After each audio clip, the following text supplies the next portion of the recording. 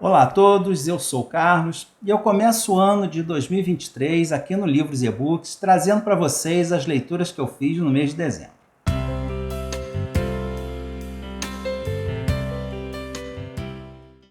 – 2022 acabou e mesmo já tendo até vídeo de retrospectiva das leituras do ano, eu achei bastante válido trazer esse vídeo com as leituras de dezembro, porque alguns dos livros que eu li naquele mês foram apenas mencionados de passagem naquele vídeo. Aliás, para quem ainda não viu o vídeo de retrospectiva, eu vou deixar o link para ele, tanto nos cards quanto na caixa de descrição, para quem tiver interesse em dar uma olhada, ok? E eu quero também dar as boas-vindas aos novos assinantes do canal, tem bastante gente chegando, e eu quero agradecer a todos os recém-chegados e também aos que já seguem o canal pela audiência, pelo apoio, pelos comentários, por toda essa interação que é muito importante e que é o que me motiva a continuar trazendo vídeos todas as semanas para vocês. Aproveite para dar uma curtida nesse vídeo e se ainda não for assinante, faça sua inscrição, não custa nada, é rapidinho e não esqueça de ativar o sininho para receber as notificações sempre que eu lançar um vídeo novo. E como eu sempre faço nesses vídeos de leituras mensais, eu considero aqui o mês de conclusão do livro e não necessariamente que a leitura foi iniciada e terminada dentro do mesmo mês. Alguns dos livros mencionados também ganham vídeos específicos, mas nem todos. Então, nesses vídeos de leituras mensais, eu dou apenas uma pincelada nesses livros e dou um foco maior nos livros que não ganham vídeo exclusivo. Então, para quem quiser se aprofundar mais, todos os vídeos exclusivos estarão listados na caixa de descrição e também aparecem aqui em cima nos cards. Na caixa de descrição você encontra também os links para as minhas outras redes sociais, para a minha lista de desejados da Amazon e também para a compra dos livros mencionados. E quando a compra de qualquer produto no site da Amazon é feita por um desses links, eu recebo uma pequena comissão que eu repasso integralmente para uma instituição de assistência social, então você estará ajudando sem pagar nada mais. Mas vamos às leituras do mês. Agora em dezembro eu completei algumas leituras que já estavam pendentes de outros meses e algumas iniciadas e concluídas em dezembro, totalizando 7 livros, além de 6 contos de Natal. Todo final de ano eu gosto de fazer uma leitura natalina, mas ao mesmo tempo fugir do óbvio, que é o conto de Natal do Dickens ou o Quebra-Nozes. Nada contra, são duas obras espetaculares, mas às vezes parece que só existem essas duas com a temática natalina. Então eu dei uma pesquisada e descobri essa edição do Círculo do Livro, os melhores contos de Natal, com 16 contos da literatura universal, alguns de autores conhecidos, outros nem tanto, inclusive o conto de Natal do Dickens também está aqui. Eu li apenas 6 contos e dei preferência aos nomes já consagrados, como o Guy de Maupassant, Jack London, Gorky, o Nathaniel Hawthorne ou o nosso Coelho Neto. E para esse, inclusive, eu fiz um vídeo com a leitura do conto O Pároco, na íntegra. Para os outros contos, eu também fiz um vídeo falando sobre cada um deles e quais eu achei mais interessante. No final desse ano, provavelmente, eu lerei o restante e aí trarei o vídeo para vocês. E seguindo com uma leitura que me tomou boa parte do ano e que não foi feita da forma adequada, eu concluí Os Irmãos Karamazov, do Dostoiévski. Uma leitura conjunta com a minha esposa e que ficou aquém do que nós esperávamos. No vídeo sobre ele, pode parecer que eu não gostei do livro, mas não foi bem assim. Eu entendo que é uma obra icônica, riquíssima de conteúdo e muito importante, não só para a literatura, mas para diversos outros ramos do conhecimento, como a filosofia, teologia ou a psicologia. As mensagens e reflexões deixadas pelo Dostoiévski aqui são excelentes, profundas, O que nos deixou insatisfeitos foi a forma com que ele desenvolveu a história, que nem é uma história tão especial assim, Trata-se de um assassinato decorrente de uma situação familiar bastante conflituosa e o desenrolar da sua investigação e do julgamento do suposto culpado. A questão é que muitas das cenas são extremamente repetitivas, às vezes com a mesma sentença sendo repetida várias vezes. De qualquer forma, é um livro que tem passagens soberbas, como o famoso trecho O Grande Inquisidor, ou uma outra cena em que um dos personagens recebe a visita de ninguém menos que o diabo em pessoa. Sem dúvida, é uma obra que precisa e merece releitura. E ainda por conta desse livro, eu peguei aqui o Dostoiévski, Vida e Obra, do Stefan Zweig. Esse ensaio biográfico é uma belíssima declaração de amor do Zweig para o Dostoiévski, uma análise breve e concisa da vida e obra do Dostoiévski, ainda mais valorizada pela elegante escrita do Zweig. Não é exatamente uma biografia, mas consegue passar o essencial da vida, das motivações e das dificuldades de escrita do Dostoiévski, muito do qual ele colocou na sua obra. E o que eu achei interessante é que, mesmo ficando evidente a sua admiração pelo Dostoiévski, o Zweig diz que a escrita dele estava longe de ser perfeita, né? Inclusive mencionando o mesmo que eu falei, que certas passagens são repetitivas e maçantes. Esse é um livro curtinho e é um ótimo complemento para entender melhor as nuances da obra do Dostoiévski. Então, certamente, as minhas futuras leituras, né, do Dostoiévski serão muito mais ricas depois da leitura desse livrinho. Outra leitura iniciada anteriormente e concluída em dezembro foi Confesso que Vivi, a autobiografia do poeta chileno Pablo Neruda. O meu conhecimento do Neruda se limitava até pouco tempo a algumas poesias esparsas ou ao filme O Carteiro e o Poeta, que eu nem sei se é ficcional ou não.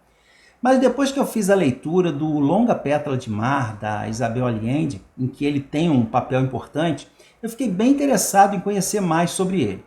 E só depois de começar a leitura é que eu fiquei sabendo das polêmicas que envolvem o escritor, a ponto do mesmo ser lacrado, né, como se diz hoje.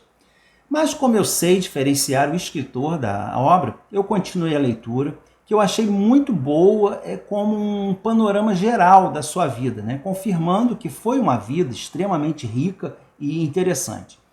Não se trata, porém, de uma autobiografia no sentido estrito, né? Uma vez que poucas datas e situações normais da vida de qualquer um, e presente em todas as biografias, né? Como dados e antecedentes familiares, estudos, casamentos, etc. Nada disso aparece aqui, só muito por alto, e algumas situações são apenas pinceladas, outras sequer são citadas, né? Alimentando ainda mais as polêmicas. Essa obra está mais para um livro de memórias, em que o autor relembra episódios e situações pontuais da sua vida, né? Suas inúmeras viagens, as publicações de seus livros, suas atuações como cônsul, a premiação com o Nobel, mas destacando sempre a sua atuação política, deixando clara a sua admiração pelo comunismo, motivo pelo qual foi perseguido aí por toda a vida e também pelo qual, acredita-se, acabou morrendo. São relatos tristes, especialmente os que se referem à Guerra Civil Espanhola, alegres, divertidos. Um interessante aqui é o bolo que ele deu em um almoço com o Luiz Carlos Prestes, né, por conta dos nomes dos dias da semana em português. É uma história bem engraçada. Inúmeros encontros com grande parte de nomes ilustres do século XX, né, Gandhi, Churchill e muitos outros. Sua amizade e inimizade com outros poetas. Tudo isso marcado por uma escrita leve, lindíssima, muito poética, especialmente nas ocasiões em que ele descreve as belíssimas paisagens naturais do Chile. Para nós brasileiros, um destaque especial é a amizade do Neruda com o Jorge Amado, porque ele relata que episódios deliciosos da viagem que os dois fizeram juntos para a União Soviética e para a China. Polêmicas à parte, uma leitura válida e muito prazerosa. A seguir, como eu queria uma coisa mais leve, e o Ken Follett é sempre uma boa pedida, eu li o último dele, que eu já queria ler faz tempo, esse aqui, o Nunca. E como todo autor de best-seller, O Ken Follett tem a sua fórmula de sucesso e uma das marcas dele é inserir personagens e tramas fictícias em fatos históricos reais, muito fundamentados, né, como ele fez com brilhantismo na trilogia O Século. Só que aqui em Nunca, ele sai um pouco desse esquema, porque o fundo histórico é de certa forma fictício, mas muito atual e possível, né? Ele é calcado na situação atual. E isso torna a situação levantada no livro tremendamente assustadora.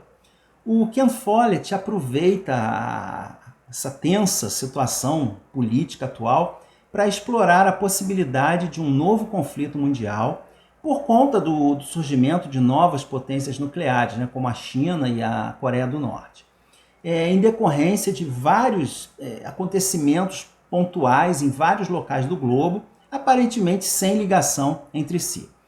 Ao longo da história surgem pequenos conflitos e disputas que aumentam gradativamente a tensão entre os países mais poderosos do mundo, porque toda ação gera a necessidade de uma retaliação, porque os países se veem obrigados a dar uma resposta para provar o seu poder, né?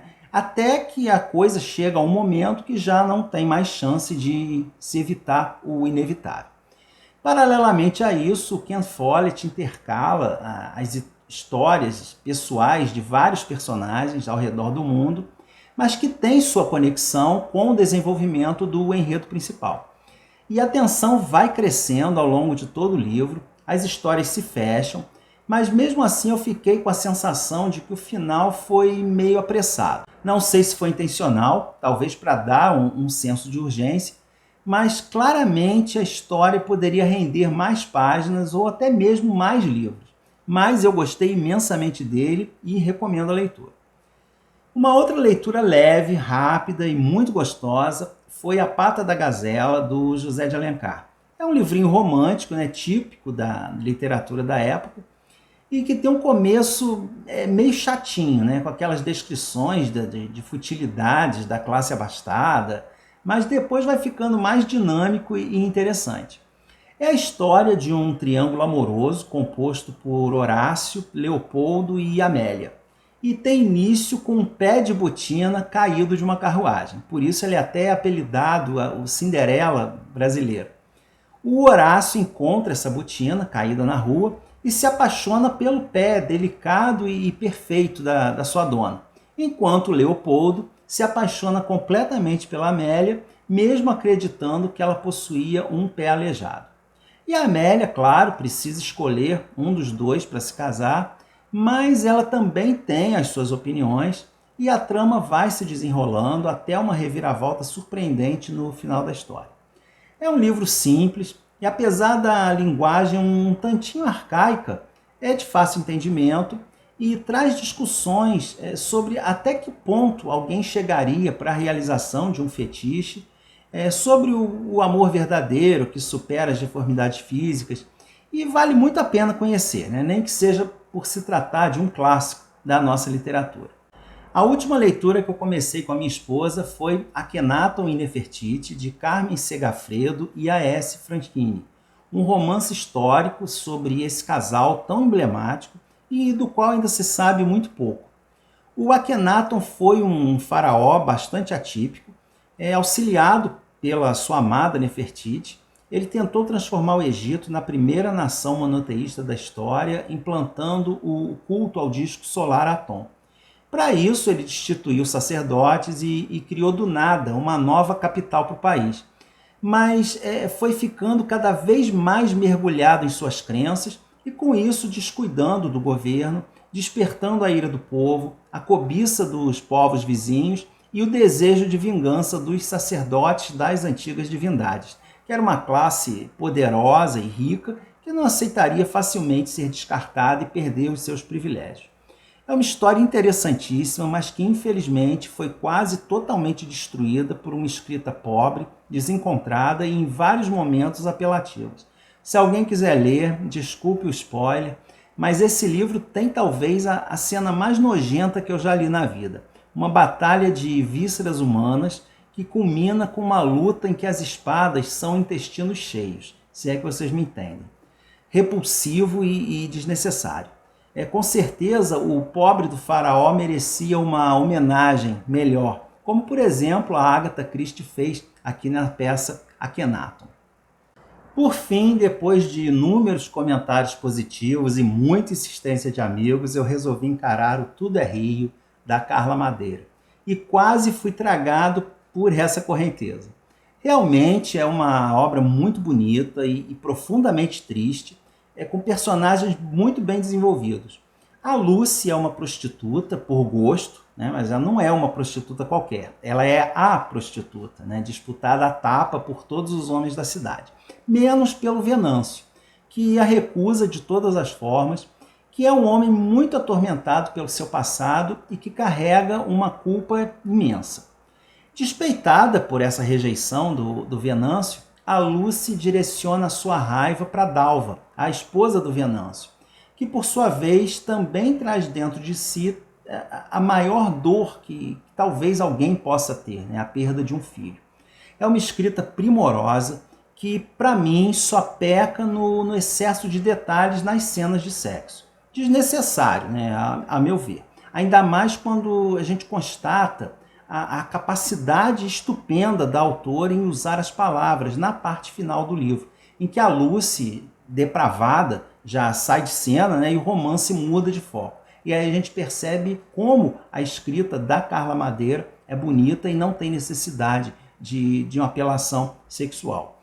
Esse livro também foi alvo de várias polêmicas envolvendo um suposto conformismo e conivência com situações de violência, de abuso.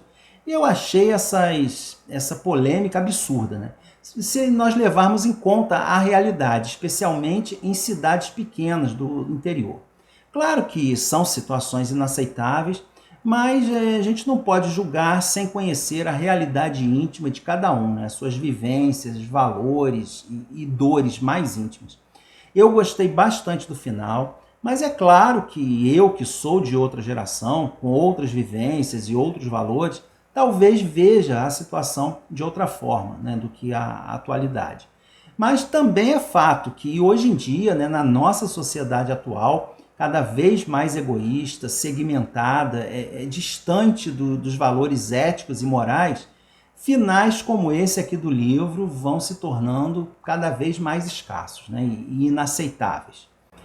Essas foram as minhas últimas leituras do ano e agora vocês irão me contar o que foi que vocês leram, qual foi o livro que encerrou 2022 para vocês, se já leram ou pretendem ler alguma dessas obras mencionadas. Enfim, vamos conversar aí nos comentários. Quero mais uma vez agradecer a presença de vocês e convidá-los para continuar acompanhando o canal no decorrer de 2023, tá bom? A gente se vê no decorrer do ano. Um grande abraço a todos e até o próximo vídeo.